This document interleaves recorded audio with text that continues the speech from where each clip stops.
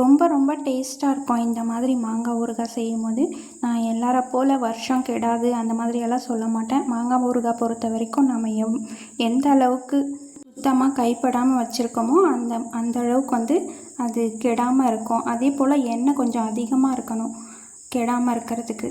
ஆனால் டேஸ்ட் மட்டும் இப்படி செய்தால் ரொம்ப டேஸ்ட்டாக இருக்கும். அப்படியே சுண்டி இழுக்கும் அதோட வாசம். வெல்கம் டு மாரி பாபு சேனல். வாங்க மாங்காய் போய் பறிச்சுட்டு வந்துடலாம் ஊறுகாய் போடுறதுக்கு.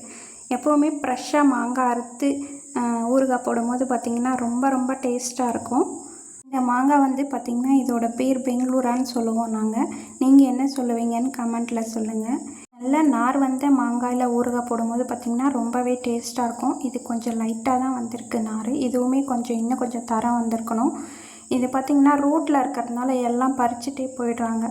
அதனால் நாங்கள் முன்னாடியே கொஞ்சம் பறிச்சிட்டோம். இதையும் பறிச்சிடுவாங்க அப்படிங்கிறதுக்காக. லைட்டாக தான் நார் வந்திருக்கு. சின்ன செடி தான் இது. ஒரு 2 வருஷம்தான் ஆச்சு வச்சு. அங்கேயே பம்ப் செட்டில் கழுவியாச்சு. தண்ணியில் கழுவி எடுத்துகிட்டு வந்தாச்சு. நான் ஒரு 7-8 மாங்காய் எடுத்திருக்கேன். தண்ணி மோட்டார் ஓடி இருந்ததால் அங்கேயே கழுவி எடுத்துகிட்டு வந்தாச்சு. இந்த ஈரமெல்லாம் நல்லா தொடச்சிட்டு அதுக்கப்புறம் சின்ன சின்ன துண்டாக கட் பண்ணி எடுத்துக்கலாம். மோட்டார் ஓடிட்டு இருந்ததால் அங்கேயே கழுவிக்கிட்டோம் நாங்கள். நீங்கள் வீட்டில் கழுவிக்கோங்க. ஈரப்பதம் இல்லாமல் பார்த்துக்கோங்க. இல்லையா ஆற விட்டுட்டு அதுக்கப்புறம் கட் பண்ணுங்கள். இல்லைனா காட்டன் துணியில் வச்சு தொடச்சிடுங்க. இந்த மாதிரி சின்ன சின்ன துண்டாக கட் பண்ணிக்கும் போது ரொம்ப அதுக்குள்ளே காரம் மசாலாலாம் நல்லா ஊற ஆரம்பிச்சிடும். ரொம்பவே டேஸ்ட்டாக இருக்கும். நம்ம பெருசாக போடும்போது பார்த்திங்கன்னா அதுக்குள்ளே உப்பு காரம் எல்லாம் கொஞ்சம் உரைக்கிறதுக்கு லேட் ஆகும். அதனால் குட்டி குட்டி பீஸாக போடும்போது நல்லா மசாலா ஏறும் அதுக்குள்ளே. பிடிச்சிருந்தா லைக் பண்ணுங்கள், ஷேர் பண்ணுங்கள், கமெண்ட் பண்ணுங்கள். ஐப் ஆப்ஷன் இருக்குது, அதையும் கொடுங்க. புதுசாக பார்க்குறவங்களா இருந்தால் சப்ஸ்கிரைப் பண்ணிக்கோங்க. நான் போடக்கூடிய வீடியோ உங்களுக்கு உடனே வரும். மறக்காமல் லைக் பண்ணிவிட்டு வீடியோ பாருங்கள். வீடியோ ஸ்கிப் பண்ணாமல் பாருங்கள். அப்போ தான் நம்ம என்னென்ன பொருள் சேர்க்குறோங்கிறது தெரியும். வெந்தயம் 100 கிராம் எடுத்திருக்கேன். மிளகு 2 ஸ்பூன், சீரகம் 2 டேபிள் ஸ்பூன், கடுகு 2 டேபிள் ஸ்பூன். எல்லாத்தையும் நல்லா வறுத்து எடுத்துக்கலாம் பொன்னிறமாக. மிளகும் சீரகமும் சேர்க்கும் போது பார்த்திங்கன்னா இன்னும் கொஞ்சம் மணமாகவும் இருக்கும், டேஸ்ட்டாகவும் இருக்கும். ரொம்ப ரொம்ப டேஸ்ட்டாக இருக்கும். வெந்தயம் கொஞ்சம் நல்லா வறுத்து எடுத்துக்கணும். இல்லாட்டி ஒரு மாதிரி வழவழப்பாக இருக்க ஆரம்பிச்சிடும். நல்லா சிம்மில் வச்சு வறுத்துக்கோங்க. இல்லைனா சடனாக தீய ஆரம்பிச்சிடும். நல்லா பொன்னிறமாக வறுக்கணும். மிளகு சீரகமுமே அப்படித்தான். வறுத்து சேர்க்கும் போது பார்த்திங்கன்னா இன்னும் கொஞ்சம் மணமாகவும் டேஸ்ட்டாகவும் இருக்கும். கடுகும் நல்லா பொரிஞ்சிடணும். அதுக்கப்புறம் பவுடர் பண்ணிக்கலாம். மிளகு சீரகம் வேணும்னாலும் சூடு பண்ணி எடுத்துக்கலாம். கடுகு நல்லா பொரியணும். பொரிஞ்சதுக்கப்புறமா தான் கடுகு எடுக்கணும். நல்லா கொஞ்சம் வறுத்து விட்டுக்கோங்க பொரியிற மாதிரி. ஊறுகாயை பொறுத்த வரைக்கும் நம்ம எவ்வளோ தான் பார்த்து பண்ணாலும் நம்ம அதை கரெக்டாக பக்குவமாக வச்சுக்கிறத பொறுத்து தான் அது நமக்கு எவ்வளோ நாள் வருங்கிறது இருக்குது. நல்லா ஆற விட்டுக்கலாம். ஆறினதுக்கப்புறம் பவுடர் பண்ணி எடுத்துக்கலாம். கொஞ்சம் தொரணும் இல்லாமல் கொஞ்சம் நல்லா பவுடராகவே பண்ணி எடுத்துக்கலாம். மிளகாத்தூள், மஞ்சத்தூள் 1 டேபிள் ஸ்பூன், உப்பு தேவையான அளவுக்கு, பெருங்காயத்தூள். நான் வீட்லேயே ரெடி பண்ண பெருங்காயத்தூள். இதோட வீடியோவும் முன்னாடி இருக்குது. தேவைப்பட்டால் பார்த்து தெரிஞ்சுக்கோங்க. வீட்லேயே செய்த பெருங்காயத்தூள் இது. ரொம்ப மணமாகவும் டேஸ்ட்டாகவும் இருக்கும்.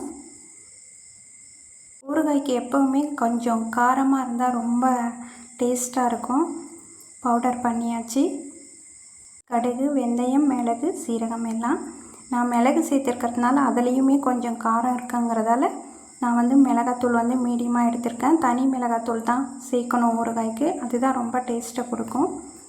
ரொம்ப தொரணும் இருக்கக்கூடாது. அது ஒரு மாதிரி இருக்கும். அதனால் நைஸ் பவுடராகவே அரைச்சிக்கோங்க. நான் 1/2 லிட்டர் கடலை எண்ணெய் எடுத்திருக்கேன். கடலை எண்ணெயில் செய்யும் போது இன்னும் கொஞ்சம் ரொம்ப டேஸ்ட்டாக இருக்கும். அந்த வாசம், கடலை எண்ணெயோட வாசமும் ஊறுகாயோட வாசமும் இன்னும் கொஞ்சம் நல்லாயிருக்கும். டேஸ்ட்டாகவும் இருக்கும், மணமாகவும் இருக்கும். நல்லா எண்ணெய் காயட்டும்.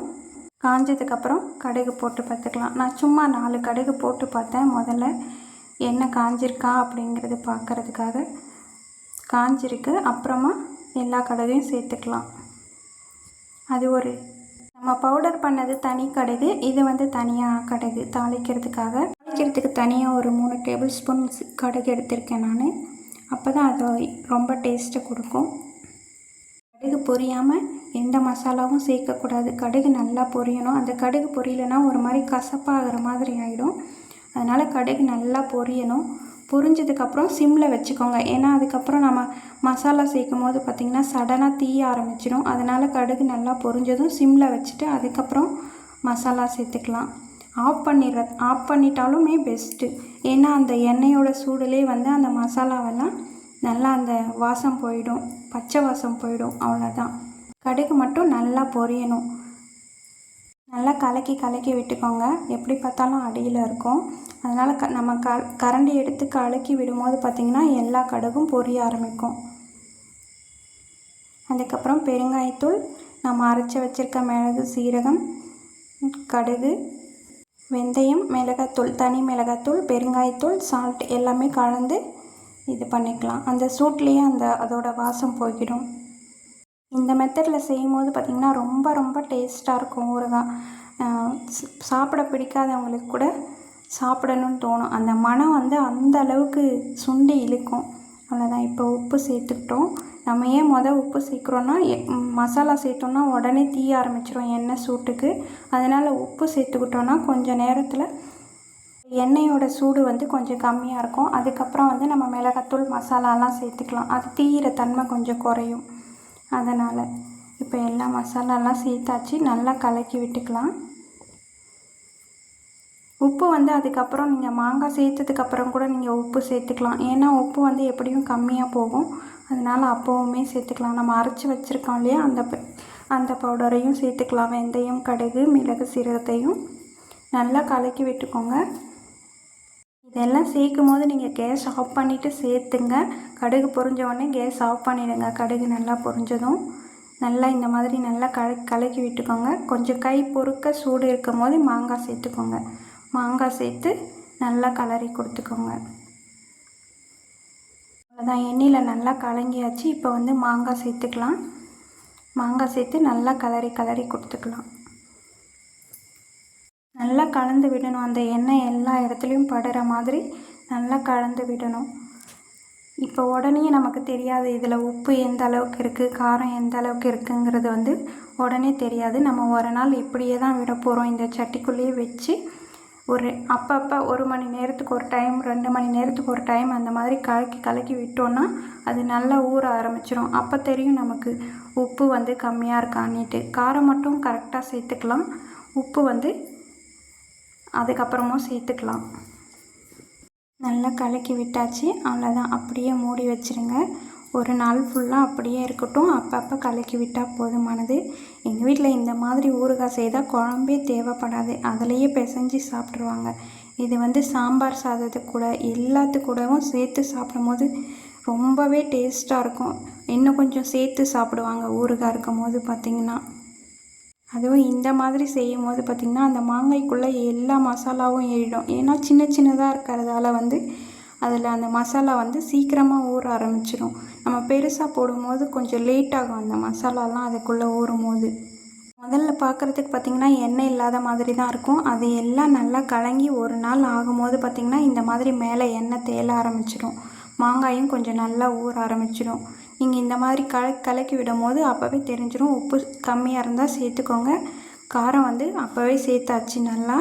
அப்படி உங்களுக்கு இன்னும் காரம் பத்தலைன்னா மிளகுத்தூள் சேர்த்துக்கோங்க. இன்னும் கொஞ்சம் நல்லா காரசாரமாக இருக்கும். ரொம்பவே டேஸ்ட்டாக இருக்கும். எல்லாம் கலந்து முடித்து ரெடி ஆகிடுச்சு ஊறுகாய். பார்த்திங்கன்னா ஒரு நாளில் இந்த மாதிரி ஒரு பாட்டிலில் கைப்படாமல் போட்டு வச்சுக்கோங்க. டெய்லி யூஸ்க்கு தனியாக வச்சுக்கோங்க. வீடியோ ஸ்கிப் பண்ணாமல் முழுவதும் பார்த்தவங்க ரொம்ப ரொம்ப நன்றிங்க. பாய்.